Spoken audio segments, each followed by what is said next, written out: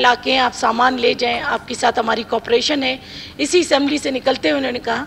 لیکن جب علاقوں کی بات آتی ہے, مستونگ میں چاہے دشت ہے, کانک ہے, کردگاپ ہے, شیرناب ہے, یہ کوئی بھی ایسا علاقہ ہے جو سیلاب کی زد میں نہ آیا ہو یا زیادہ بارشوں سے جن کے گھر نہ گرے ہوں.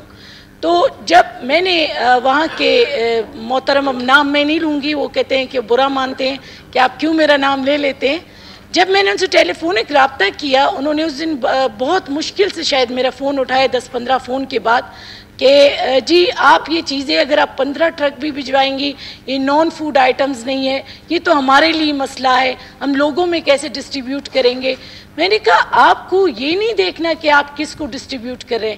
آپ کے پاس جو نیڈی لوگ ہیں وہ کسی پولیٹیکل پارٹی سے نہیں ہیں, وہ کسی یعنی میرے کاسٹ سے تعلق نہیں رکھتے, وہ کسی اور کی کاسٹ سے تعلق نہیں رکھتے, وہ آپ کے پاس آئیں گے, ان کے گھر گرے ہیں.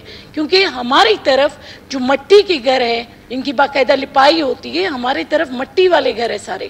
کوئی ہمارے پاس یہاں کنکریٹ کے بنگلے نہیں بنے, وہاں پہ وہ مٹی جو ہے نا وہ تیز بارشوں کی وجہ سے ان کے گھر گر گئے.